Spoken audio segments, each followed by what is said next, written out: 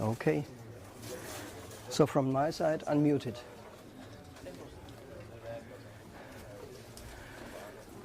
Good. Let's give it a try.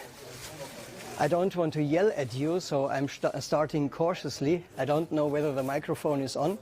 No, there is no amplification, so it's only for recording.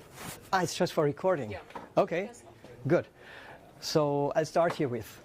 So, thank you for having me here. I'm Peter Baumann, and what I'm going to present you is actually joint work of several people in my group. One of them in particular, Dimitar Mishev, whose PhD thesis is engaged in that work as well. But I would have to take a long list actually, to be honest, to give proper credit to everybody who has contributed to that. And not the least, of course, also the standardization bodies, where we had lots of discussion. It gave me a lot of opportunity to learn things, as I'm just a plain computer scientist that has stumbled into GeoWorld. And that's it, what I want to talk about multidimensional data that appear as spatio-temporal data cubes. So, we have this funny term of coverage. This is age-old. Actually, only few remember that it originally was invented by Esri for a particular data structure, but meantime, it's decoupled from that, and they themselves were surprised to discover what coverages have become in the meantime. Coverage is catch-all terms that actually relates to feature. You know, in OGC standardization world, a feature is a geographic object in the end, something that has some location, space and time attached. Then we have a special kind of feature that is a coverage. A coverage is defined as something that may sound really strange, a space-time varying phenomenon. That wants to express something specific. If you look at, say, a highway here, and you take the A1, if you model that as a vector, then obviously the attribute A1 will be invariant. Over the full size, over the full length of this highway, it will be A1. So it's sort of static attributes that are attached. Here, however, if you take some image and walk from one location to another, the value changes. And that is what this expression wants to say. It changes as you go from one element to another. It's pretty clear that this kind of thing requires more storage space, and therefore the big data that we encounter, at least big in terms of volume, typically are coverages, not so much vectors. And actually it's not raster data only, if you think about that one, but you could generalize that as regular and irregular grids, as point clouds and meshes. We can sort of make this a little bit more graphic, more spicy. So we have the feature, and we have some abstract coverage, which actually has several subtypes, if you will, which also reflects history. We have the grid coverages, the first naive attempt around about 2004. That is not very much used today, and in particular not with geocoordinates, because it has some difficulties. I avoid the word flaw here. We had to improve on that got rectified coverage, which is an ortho image, so rectilinear grids. And then the rest of it all was termed referenceable grid. You see, I cannot even pronounce it. Referenceable grid coverage. Nobody could explain me why the term was chosen. It's a little bit difficult, but it means irregular grids in the end, so everything else. That is historical development, like rings in a tree. Actually, we supersede this currently with the coverage implementation schema 1.1, where we introduce a general grid coverage, which brings all these historical developments together into something that is easier to handle, easier to understand, and in particular, one single concept. And that is what typically is known as data cubes. That is some arrays, some raster sets that have 2 dimensions, 3 dimensions, 4 dimensions, 5, whatever. And as you can see, they can have straight lines like ortho images. It can be curvilinear, like meshes following a coastline, or the strange things that people do in climate modeling. All of that falls into that category. But it doesn't stop there, because in the end it's point in space that just happen to have a particular constraint, that they all have neighbors. If you don't have that, If you give up that, then you come to multi-point coverages, that is point clouds. If you add curves, so bundles of trajectories, could be a multi-curve coverage, and so on, multi-surface coverage, multi-solid coverage. This is actually where we close the gap to city modeling, for example, city GML, also to CAD, computer-aided design. So we do not reinvent wheels, we just want to close gaps. This is an abstract concept, and that has been defined in OGC Abstract Topic 6, which is identical to ISO 19123. Abstract in the sense it does not prescribe a particular implementation, which means you can have divergent implementations, and you find that out there. So if somebody says, I'm interoperable because I'm implementing 19123, wrong. You find diverging implementations out there, and you have a very simple criterion. They all come with their own client, because crisscross coupling does not work. Therefore, OGC has added a concrete coverage implementation schema, which is a concretization that makes a few assumptions so that it becomes interoperable. And actually, we can do conformance testing down to the level of single pixels, saying whether an implementation is correct or not. In this sense, it's concrete.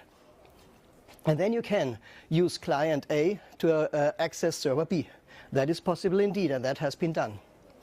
So that is the general thing. Stepping back a little bit, we can bring that into a very simple schema actually using UML.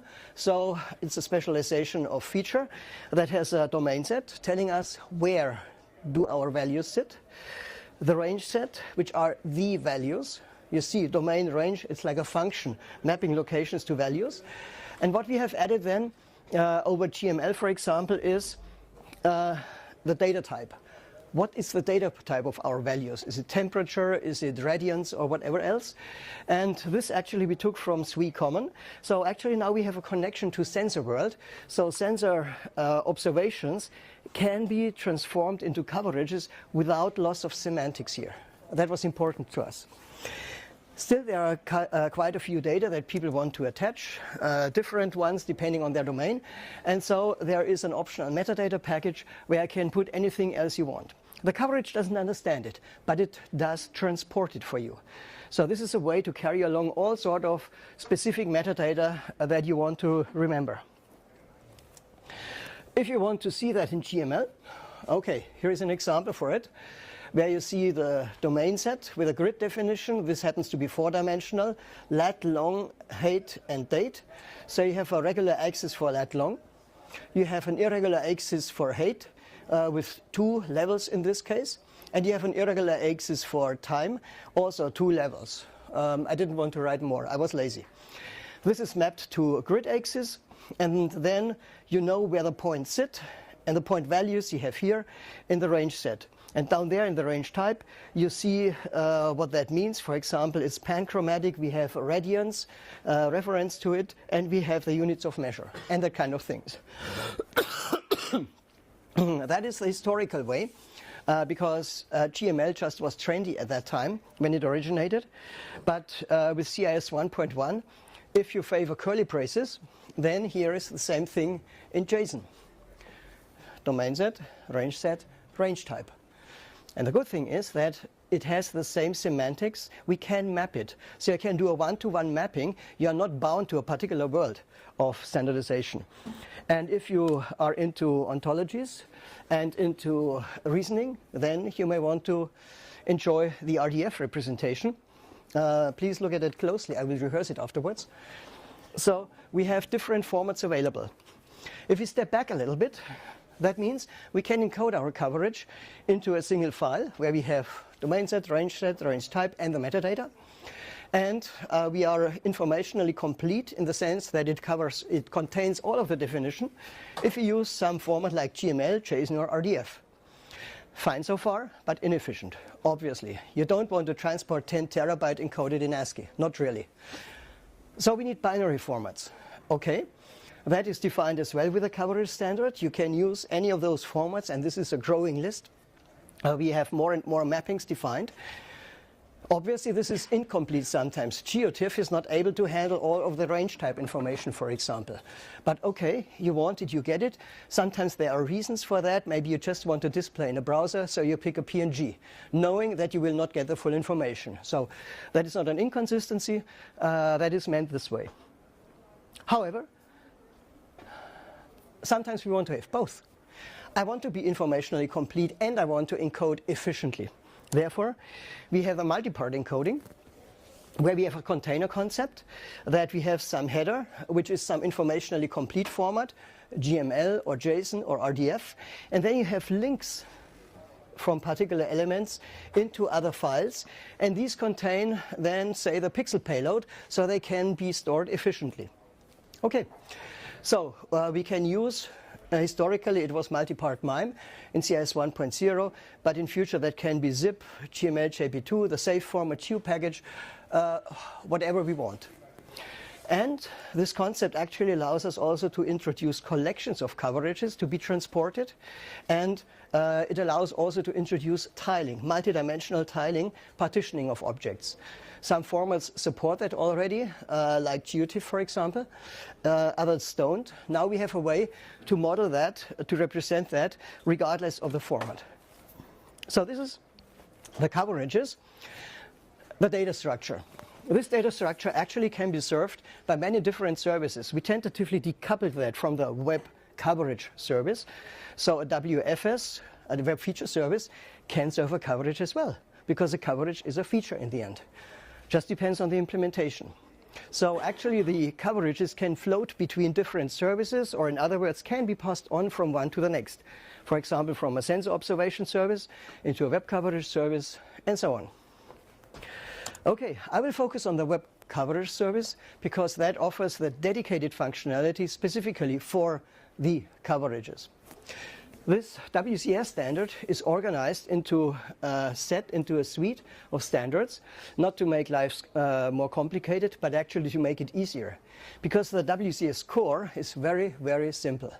It's about the level of master thesis for a good student to implement that as part of a semester work. And then you get something that delivers a coverage or a subset of it. Subsetting means I can trim. That is, I do a cutout, but I retain the amount of dimensions. So a 2D cutout from a 2D coverage. Or it can be slicing, which reduces the number of dimensions. So from a 3-dimensional image time series stack, for example, I take out a time slice, which then is 2D. Or I do a time series analysis, then I get out a 1-dimensional coverage. So I can walk myself through the dimensions and can extract whatever I want to transport the minimum amount to the client. This you get back in the stored format if you don't say anything, but you also can request a format conversion, say into GeoTIFF, or you want a GML representation. And the service can decide which format it want to support. This is the mandatory stuff. Then there are different facets in the extensions, functionality facets, which a service may or may not implement.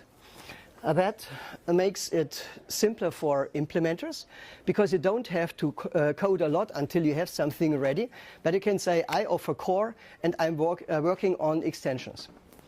It's good for those who want to buy an implementation or select an open source implementation, because they can set up a list saying, I need WCS core, and I need the range subsetting extension, I need the CRS transformation extension, and then everybody knows exactly what is necessary. And so you can negotiate, and you have a clear understanding of the functionality that is to be delivered. Finally, we have application profiles, which is just some bespoke packaging of functionality for different purposes. Currently, we have satellite imagery, and metocean data is in the make.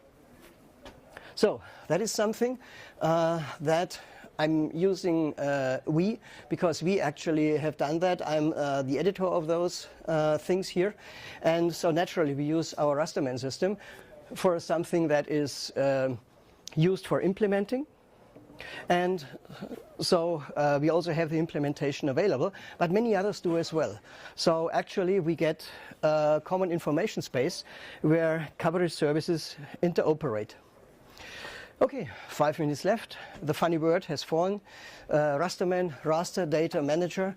So that is our vehicle that we are building, a so-called array database system that enhances standard SQL with queries on multidimensional arrays. And behind that, tile streaming architecture, which is peer-to-peer, so fully parallelized without single point of failure.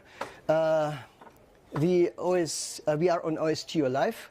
OSGeo incubation was not where both parties felt happy with, so that we have abandoned. And what did I want to say? Yes, a couple of awards. Just to give you an overview of the architecture, we do a partitioning, of course, which can be any sort of partitioning to do optimization, like saying this particular region must be really fast, and for the rest, just do something meaningful, dear system. We have a parallel architecture where we have split queries over more than 1,000 cloud nodes. And this is our latest thing. This year we are going to be on board a satellite. Big fun for everybody in the team.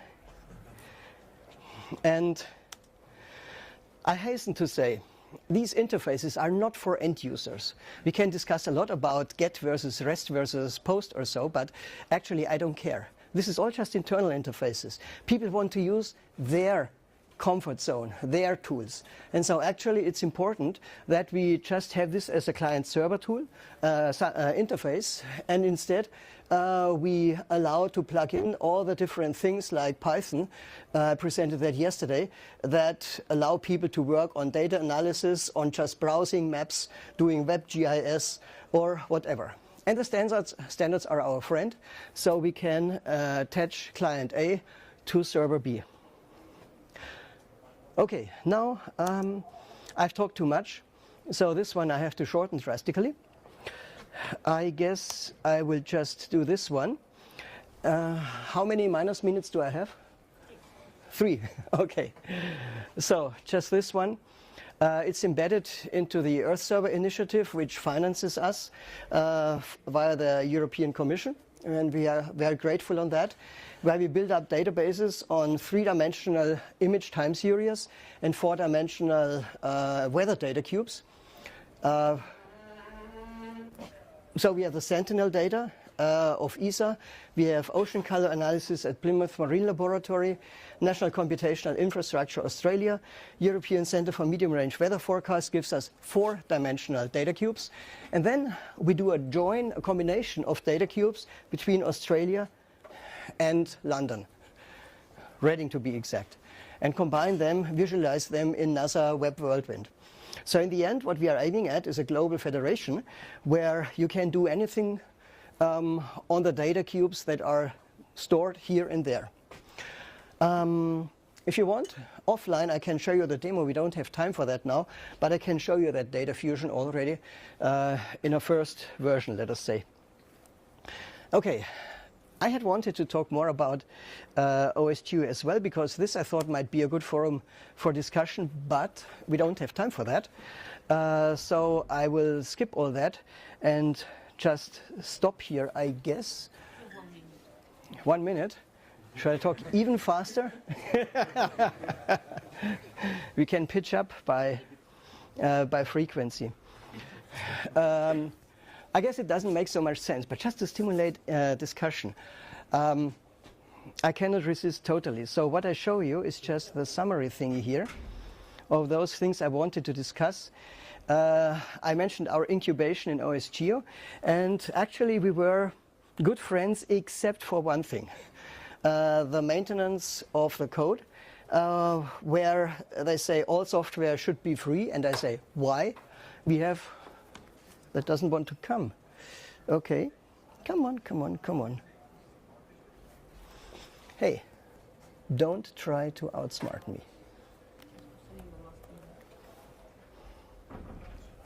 Got it. Okay. Yes, I admit we have a mixed license model, dual license model. Is that bad? I mean, we have a full spectrum. We have the full commercial stuff, S3, as a placeholder. And then, on the other hand, this is what OSGeo wants. What about these ones? they should be accommodated as well. How much more powerful would OSGeo be if it would be inclusive and get all that in? Dirk Vriene is one of the proponents of such thinking, but it doesn't somehow get through. And in the end, the ESRIs don't care about our war between here and there. But the small companies, they suffer. Is that really what we want? Question mark. And with that one, I guess I really need to stop. Thank you, Anne. And thank you for bearing with me.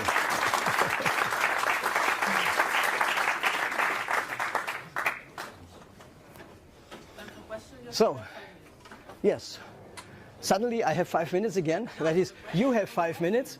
So, please, flames on or comments or whatever.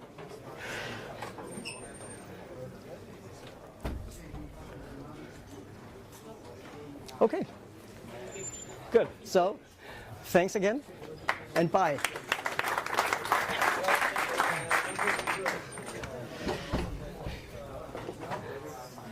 Now, how do I get out without this thingy hanging up? That should work. It doesn't like to unplug when Windows is in full screen mode, so I need to be careful, but it worked now. Thank you. Okay, thank you. I definitely want to discuss with you about licensing and stuff. Yes, why don't you do it? I'm here now. We just turn off the microphone. Go out on the back. The rest of the records. Okay.